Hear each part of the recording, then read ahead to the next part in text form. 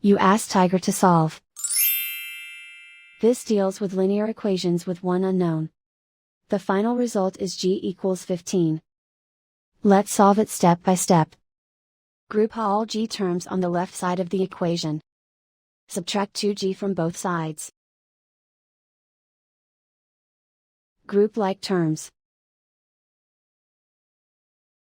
Simplify the arithmetic.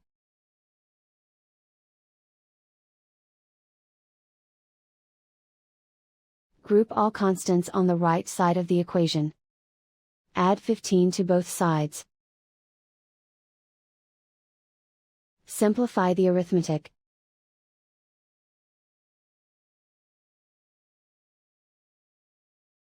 And so the final result is g equals 15.